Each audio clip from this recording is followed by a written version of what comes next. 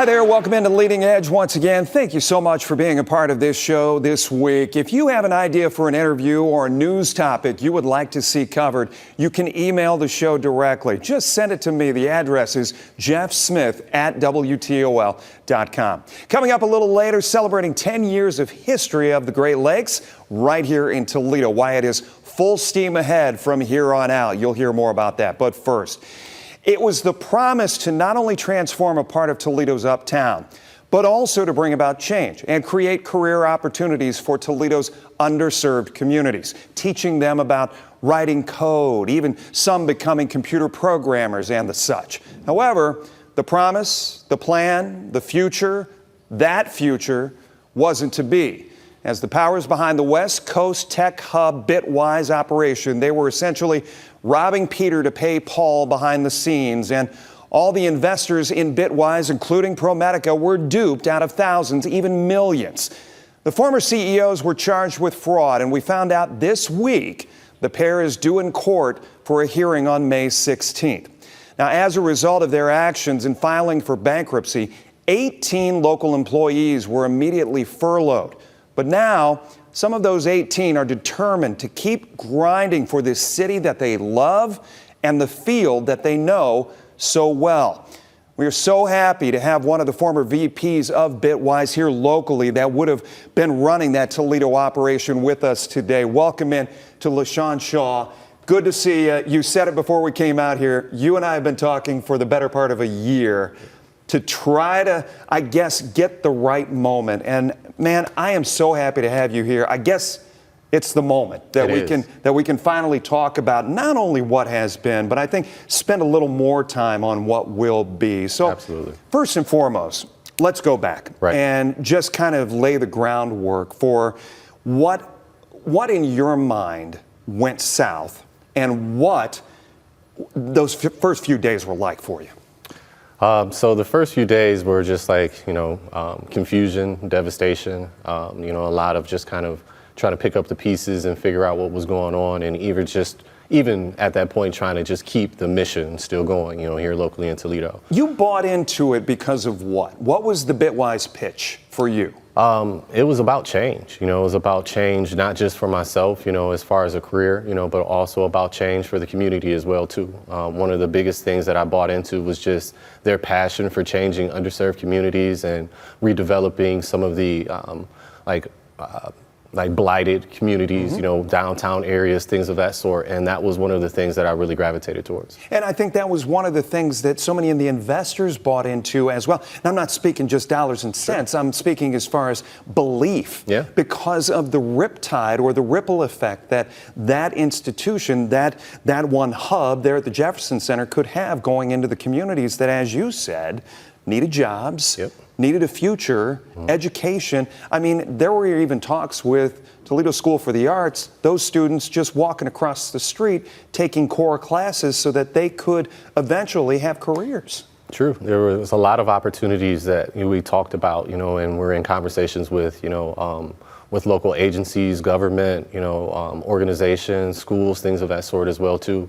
And it was just one of those things that was just truly unfortunate. We still have a huge opportunity at this moment in order to take that same facility and create something new out of that. And we're just driving forward with that mission at this point. The punch to the gut that you and I talked about beforehand, and not only for just the 18 of you who lost positions, were immediately furloughed when everything went south, but also your belief, this is your hometown, this is your town, and you're trying to do good by it, and all of a sudden you've got this thing that just goes up in flames. Yeah, as you said before, I really believed in the mission, so it was one of those things that, when we got the call on May 29th, it was actually Memorial Day at 11 p.m. When we got a call that said, everybody get on the phone, and I knew that was a bad thing.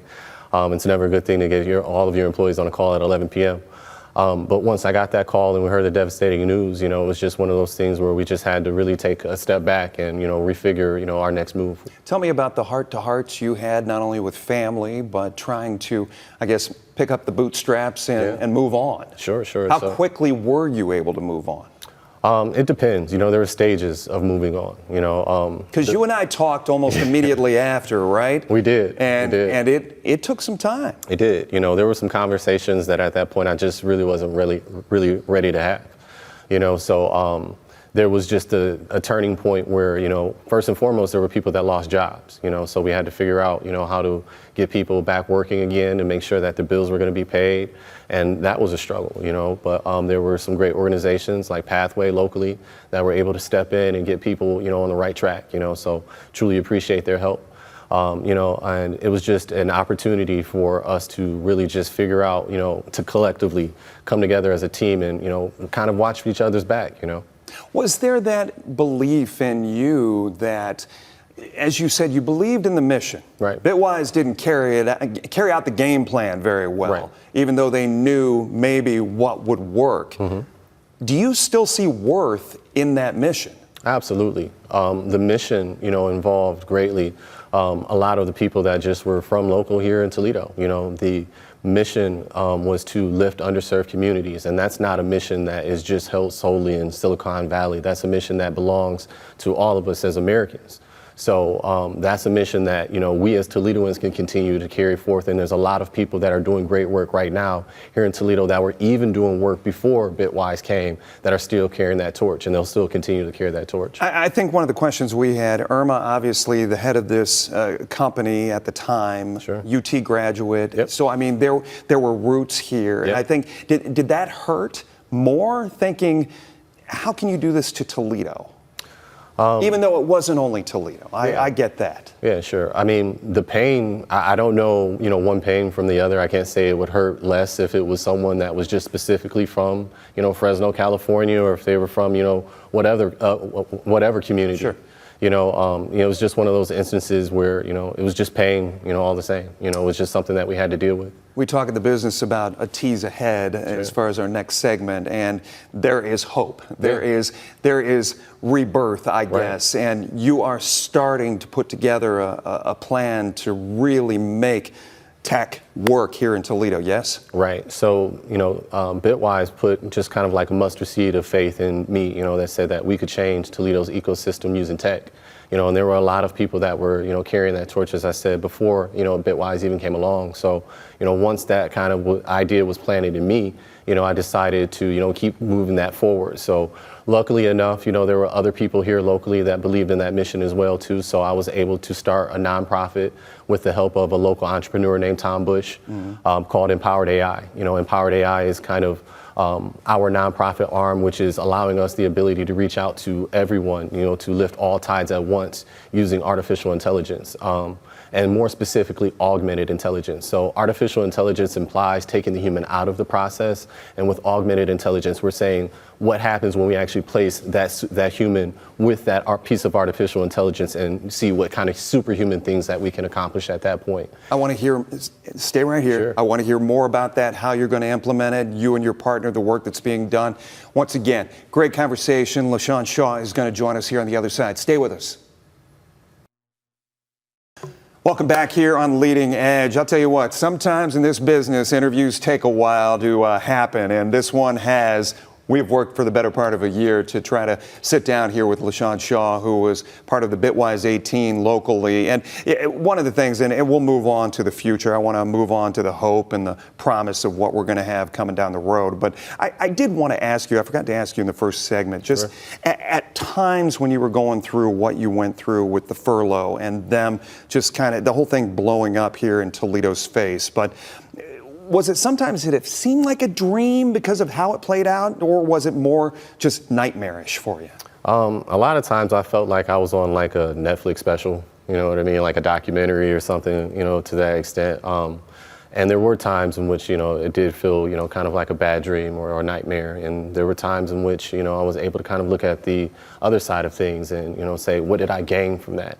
And that was more of like a dream, because there were a lot of opportunities that I would have never have seen if it hadn't been for Bitwise coming and recognizing, some of my talents and, the transferable abilities that I had to go into certain spaces as well too.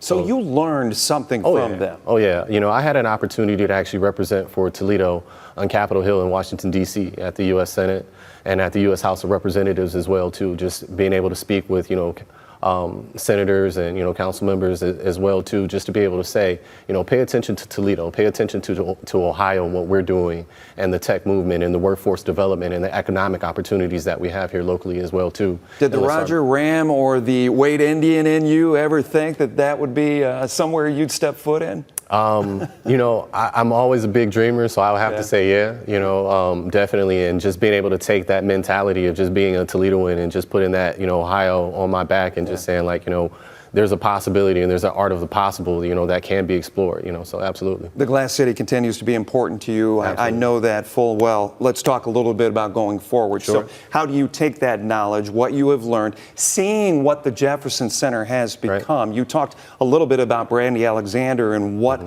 her options are as far as that facility are concerned. There's an innovation summit coming up later in the summer. Talk to me about what you've seen there and the hope and the promise. Yes, I think there's still, a multitude of possibilities, for that particular building. Imagine it as like an AI incubator or a tech hub, or reimagine it as the the Toledo Innovation Center. It would be amazing to still be able to capitalize on that. Do you think the promise of what Bitwise wanted there can still be a reality? One of the things that I came to kind of and maybe it was just for me to feel better in my own head, but I started to look at, Bitwise and that whole experience as kind of like an excuse for us to look towards, the future and just being great, and something that we had not looked towards, even involving ourselves in hugely, which is just tech in general here in Toledo. We're such an industrial and manufacturing city. When we start to think tech, we start to think that you have to outsource outside of Toledo, or you have to find talent outside of Toledo, or you have to go to different areas in order to be able to receive a certain type of field. And the honesty to that point is that you don't. We can build that here, and we are building that feeling here as well too. You've also talked about resilience. Yeah. And just the fact that after dealing with something like this is Toledo's nature. Yeah, this definitely. Is in Toledo's DNA. Yeah, this is our DNA. We've taken a lot of hits. We've seen a lot of companies and a lot of different industries come and go, but at the same time, we've always maintained that resilience. We've always been able to stand tall and, just look for the next opportunity to make something great. And that's exactly what we've been able to turn, the whole Bitwise, fiasco into at this point. We've looked to the knowledge and the passion of people like Will Lucas, just down the street from us here at Summit and Cherry and Toll House. You've got an event coming up. Tell us more about that. Yeah, so we're actually going to be hosting an event. When I say we, I'm speaking of my nonprofit arm, Empowered AI. It's going to be called Tech Night at Toll House. It's just going to be a bi-weekly event that's going to be held from 6 to 8 p.m. And it's an opportunity for us to gather, for us to collaborate, and to truly start building and thinking about a tech plan for Toledo. Talk a little bit about what's going to be happening at this. Who can attend? Who's invited? Yeah, sure. So is it people who are kind of geared up in that sensibility? So the interesting thing about it, once I started kind of like dipping into different pools of the tech communities locally here in Toledo, is that there's many different people that consider themselves, techies, and there's, people that are seasoned veterans, but there's also people that are very new to tech. And those are parts of our tech community as well, too. So this is an open event to the public. You don't have to be a Toll House member to attend. We would definitely love Toll House members to attend as well, too, though. But it's one of those events where we're just activating everybody that is in the tech community. So whether you're a CIO or someone that just got a job in tech, or you're just a student, a college student that is just trying to figure out their footing in tech, this is an opportunity for us all to come together, network and collaborate and really figure out what your next move might be, or what our next move as a city and as like a team is going to end up being as well too. LeSean, we wish you all the luck in the world. I appreciate personally the trust that you have in WTOL to be here today and to tell more of your story going forward. It looks great. Thank you very much. I appreciate the time. Absolutely. Great to see you. Stay with us. We're back to talk about the National Museum of the Great Lakes celebrating 10 years right after this. Welcome back. Great to have you with us as always here on Leading Edge, the National Museum of the Great Lakes, celebrating 10 years in the Toledo area. And don't you think for one moment that the team over across the river from us is growing complacent. In fact, the National Museum of the Great Lakes is about to undertake an expansion. For 10 years, the museum has provided a diverse array of exhibits, visual, audiovisual, hands-on, spanning centuries of history.